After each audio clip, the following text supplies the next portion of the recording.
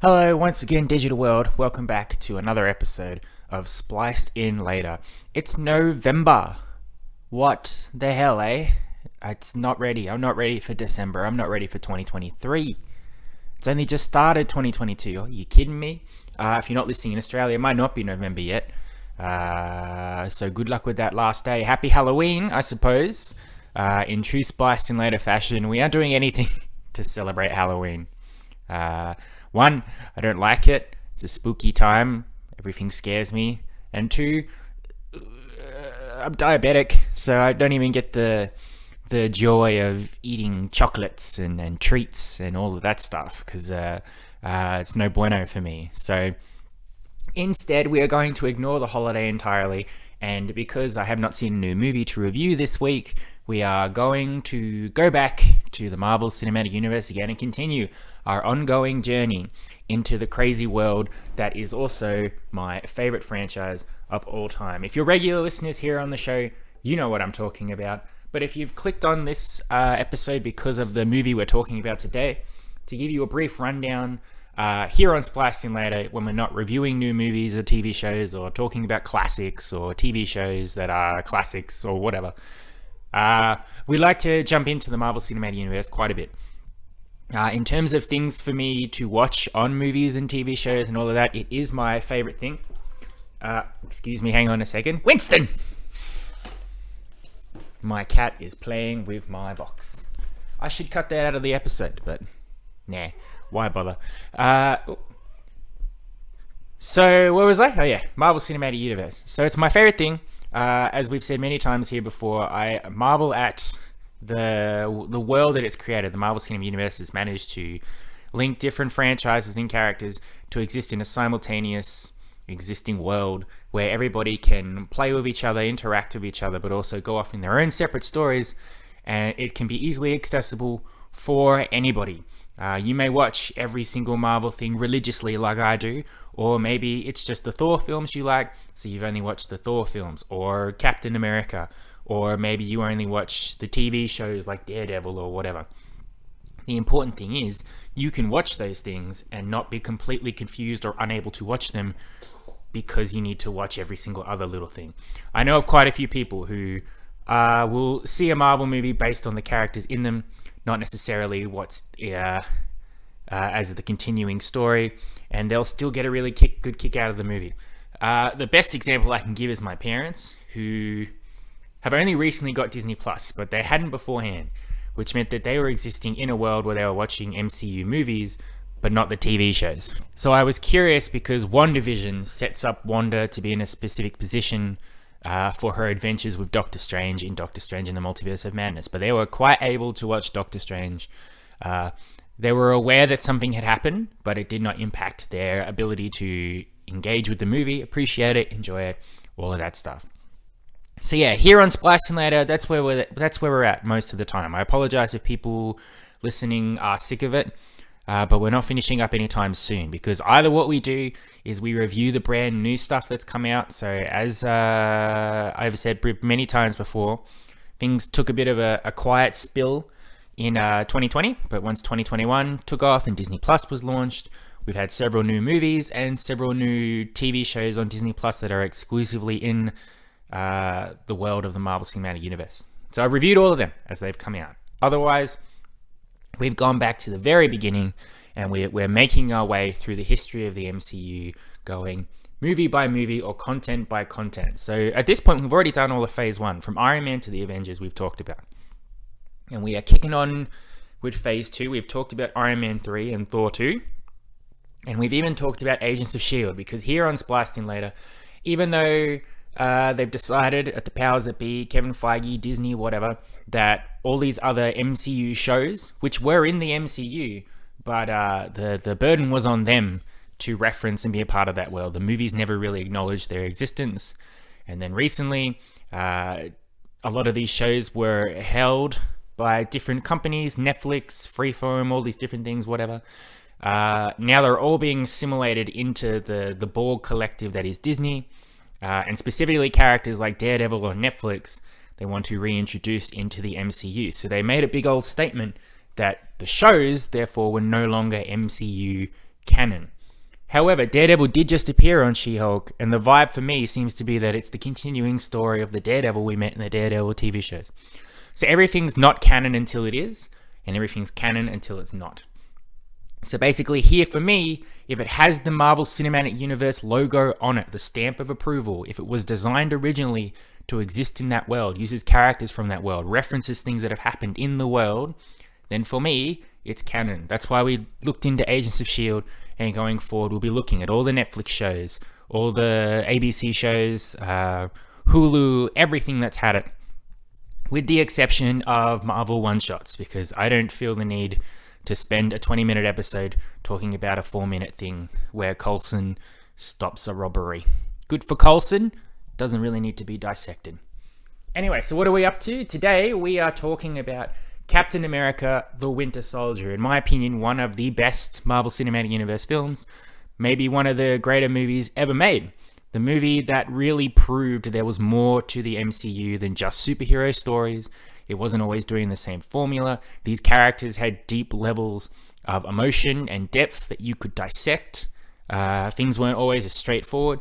And things that were impactful, not just in this movie, but in the world as a whole. It wasn't an isolated bubble, for instance, Thor the Dark World, where something happens and whatever the case may be, it's never really going to affect anybody else or really come up again at some point. Winter Soldier was groundbreaking in terms of the stories it told, the consequences of the fallout from the movie that drifted into Agents of S.H.I.E.L.D. and Age of Ultron, and Ant-Man and Black Panther and all these different characters and franchises and movies and all of that stuff. It was great stuff. All built around what some had considered beforehand probably to be the safest, blandest, weakest character of the big three from the MCU at that time: Iron Man, Thor, and Captain America. Now, if you don't know the plot of Captain America the Winter Soldier and you don't want to be spoiled, don't worry, I won't spoil it for you, mostly, except for the big twist that happens in it, because I can't really talk about the movie without addressing it. This movie came out in 2014, so 8 years ago. If you haven't seen it at this point and you've managed to watch the other MCU films and you don't know what happened, in terms of Steve and S.H.I.E.L.D. and Fury and Bucky, congratulations. Click away if you don't want to know now. But basically, Captain America the Winter Soldier is a sequel to Captain America the First Avenger. It's the continuing story of Chris Evans as Steve Rogers, aka Captain America, who in World War II was a scrawny little nobody who was determined to serve his country and fight in World War II. So a kind-hearted scientist saw the goodness in him and gave him a super soldier serum, which transformed him into Captain America, giving him super strength, super speed, agility, a whole bunch of stuff. He was basically great. He got a fantastic shield built for him by Howard Stark, a great old patriotic outfit, combated Red Skull and his villainous organization Hydra. Summing up the first Avenger though, by the end of that movie, Cap had plunged himself into the ice, frozen for over 70 years, thawed out in present day by Fury and S.H.I.E.L.D. to join up with the Avengers, and he went and had a big old adventure with them. So it's kind of a sequel to the Avengers as well. But basically this movie picks up Captain America is full on working for S.H.I.E.L.D., for Nick Fury. He partners up with Black Widow on several occasions, taking down whatever S.H.I.E.L.D. essentially tells him to do. However, on one particular mission, he starts to notice something is a bit off, involving a mysterious assassin called the Winter Soldier. An investigation into that, all hell breaks loose. Nick Fury is supposedly killed, and the powers that be that run S.H.I.E.L.D., particularly Robert Redford's Alexander Pierce, labels Steve a traitor for not letting the situation go. They brand him as on the run. S.H.I.E.L.D. goes after him. Cap has to team up with Black Widow and a new friend he's made called Sam Wilson, who has himself some wings that he uses to fly around and calls himself the Falcon. Basically, the whole point of this movie is that Steve will eventually learn that the Winter Soldier is his also frozen and brainwashed former best friend, Bucky Barnes, who's been brainwashed to fight for Hydra. And Hydra itself has, for the past 70 years, secretly been alive. It was not dismantled. It's alive inside S.H.I.E.L.D., slowly worming its way through all the powers and the ranking and all of that, till basically Hydra is S.H.I.E.L.D. Hydra is running the super spy organization and committing terrible acts under the name of S.H.I.E.L.D. So in order for Steve to stop Hydra, in order for him to stop Alexander Pierce, who for this particular movie is the main head Hydra that he needs to take out, of course, implication is Pierce is not the only one, but he's the main one we're focusing on for this movie. Somehow see if he can save his best friend Bucky, or if Bucky is too far gone. By the end of the movie, though, S.H.I.E.L.D. is gone. Cap and Black Widow and Falcon, they dismantle it. There is no more S.H.I.E.L.D. No more super secret spy organization that has basically been there since Iron Man, from that moment where Agent Coulson went up to Pepper Potts and said, "Hey, I'm from S.H.I.E.L.D. and I want to talk to Tony."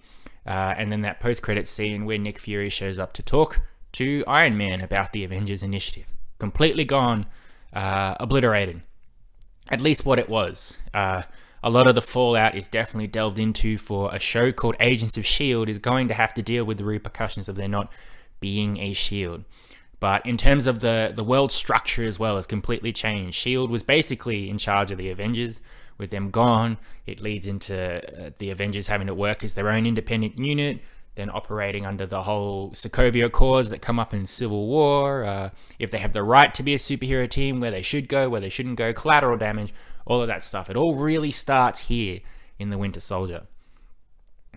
It's a political thriller. It really was the first movie that showed that the movies in the MCU could be their own genres. Sure, Thor has some Shakespearean elements. Captain America has a bit of war film to him. But for the most part, all the movies leading up to here follow the same sort of feel and formula of a heroic character who has powers, or is given powers, or has a responsibility to save the day from a nefarious, evil counterpart. Iron Man, Ironmonger, Hulk, Abomination, Thor, Loki, Captain America, Red Skull, that sort of thing.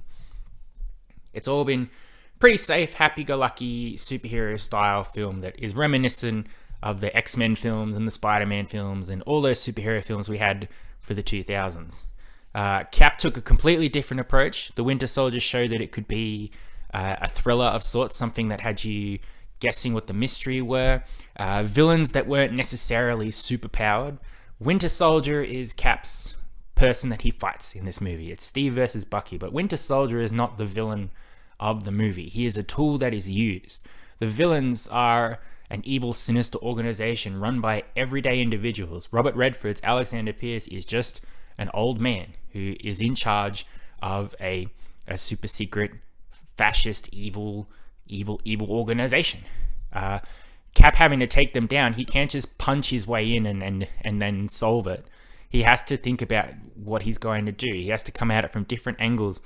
And the lasting implication is that, sure, he can, at this day, out Hydra to the world and let them know what's happened. But it's not going to be like the next day, cool, all right, who's running S.H.I.E.L.D. now? You're running S.H.I.E.L.D.? Cool. All the Hydras are gone. I punched them all. We're ready to go. No, there's a lot more going on here. There's a lot more meat to the essential storyline that's going on here that I don't think had really been done to this extent from the MCU. And it certainly had an impact, because from this point on was when the MCU started to experiment, started to try different styles and vibes. Guardians of the Galaxy is a space adventure James Gunn style film. Ant-Man movies are generally comedy heist films. Doctor Strange, magic, lots of different genres and styles and things. Shang-Chi, a martial arts film.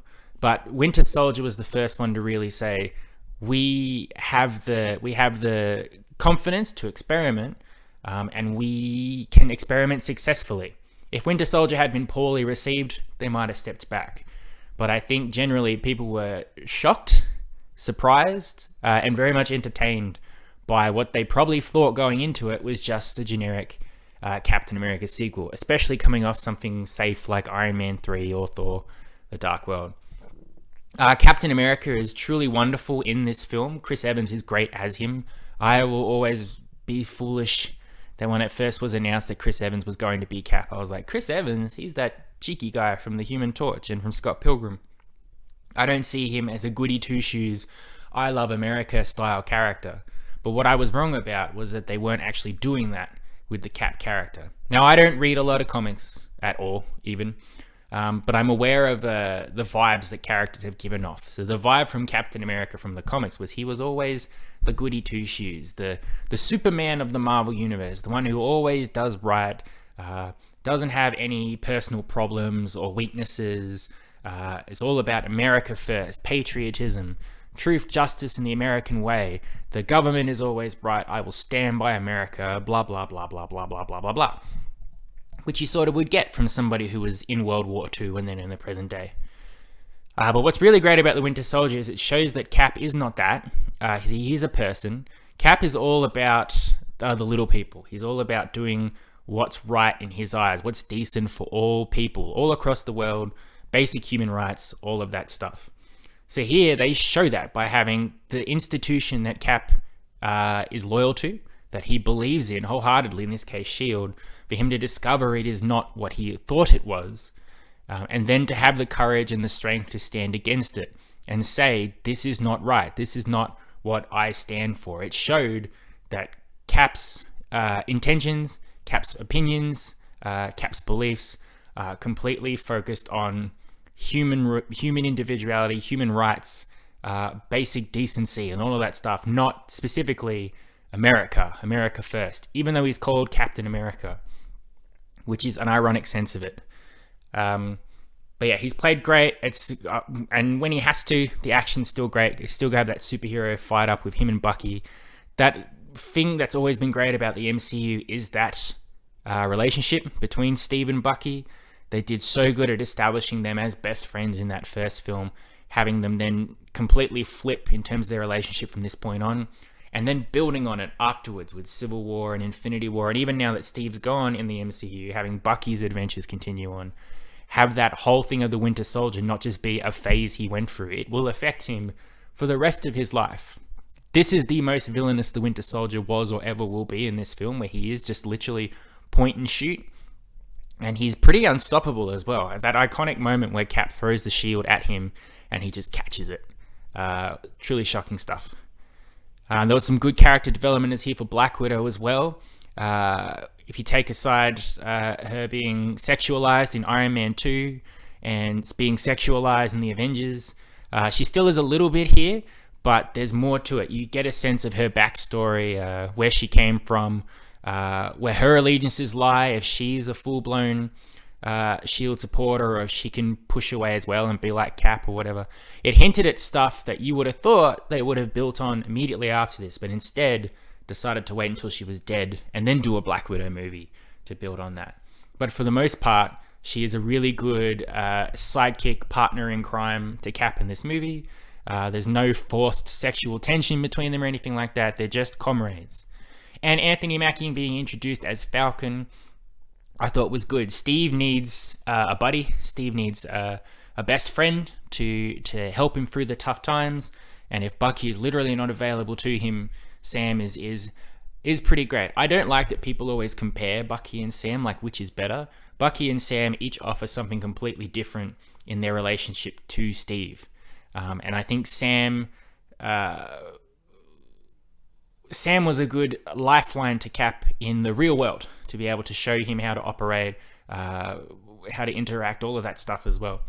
And it makes sense for me that he would be the one to eventually become Captain America. I would pick Sam over Bucky based on his relationship with Steve, how they were in this movie and how they evolved from that point onwards. This is probably the most, at this point in time, that Samuel L. Jackson has ever done as Nick Fury as well, even though he's removed from the movie for a big chunk in the second act. Again, he's got the same sort of thing where he's shadowy Nick Fury. What works for him here is that we haven't really learnt much about him right up until this movie.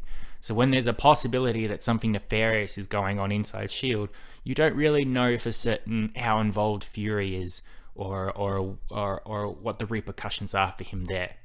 Once you sidestep that and you focus on, okay, Robert Redford is the villain here. Shockingly, this was the first movie I'd ever seen Robert Redford in. For someone who does a movie podcast, that's slander, that's blasphemous, and I totally get it. I've certainly fixed it in this point on. As I record this, I just finished watching a Robert Redford movie called Out of Africa. I watched a whole ton of Robert Redford since then. He's a fantastic actor. But I'd known of him by name only. And his presence in this movie, his first starting off as what you think is an ally to Cap, but then switching wholeheartedly to his whole Hail Hydra persona. Pretty strong stuff, which I thought was great too. And there's a good slew of supporting characters here. Maria Hill, Crossbones, Agent Sitwell, Sharon Carter, the niece of Peggy, who are there basically not to steal the show. Everything they do is very important to their part in the story.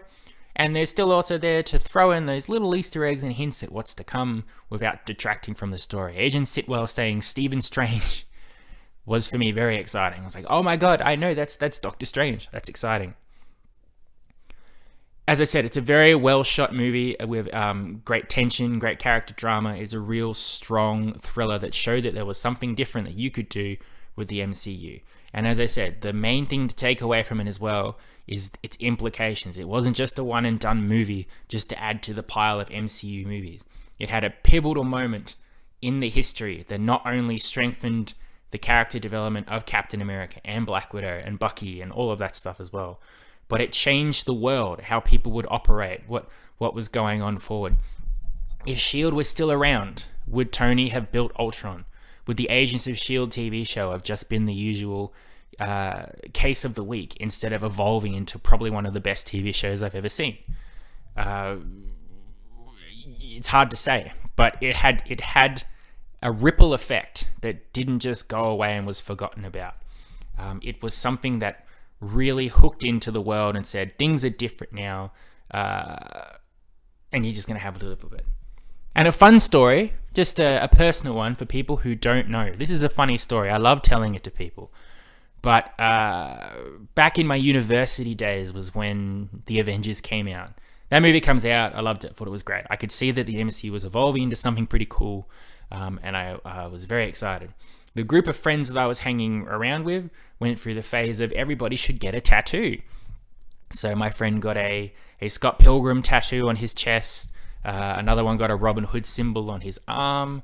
I wanted to be cool like my friends, so I was like, okay, I'll get a tattoo. I'll get something simple. I want something that shows my love for the MCU.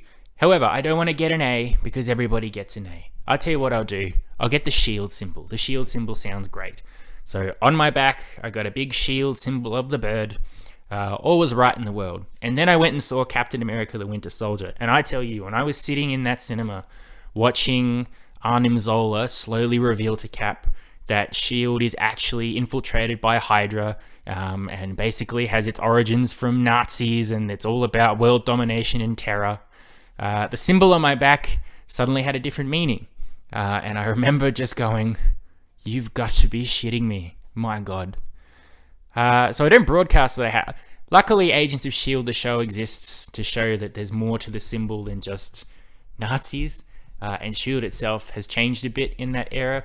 But yeah, I do love telling people I got a S.H.I.E.L.D. symbol on my back. Or a Hydra symbol, depending on your allegiances and where they lie. That's very funny. And if that doesn't encapsulate my luck, things tend to not work out for me in ridiculous ways. And this is the perfect example of that. So that's just a fun little tidbit for you. Otherwise, Captain America the Winter Soldier, from me, 9 out of 10. Nearly perfect MCU movie. Nearly perfect movie in general. If I want somebody to get into the MCU, this is one of the films I would show them. When I make my top 10 MCUs, very, very unlikely that the Winter Soldier will be knocked off from the top 5 of that list. Otherwise, thank you very much for listening. I hope you've enjoyed. I will be back next week. I'm not sure. I'll probably have a regular episode earlier in the week before, very excitedly, I get to go and see and then review for you the newest MCU film, Black Panther, Wakanda Forever, the sequel to Black Panther, and the big old tribute to the late, great Chadwick Boseman. I really hope that it emotionally wrecks me because it won't take much to do that at the moment, so I'm ready. Let's do it. So, at some point next week, we'll catch up. But until then, I love and appreciate you all as always. Thank you for listening to me. As always, it's been a treat talking to you. Adios, muchachos. I'll catch you next time.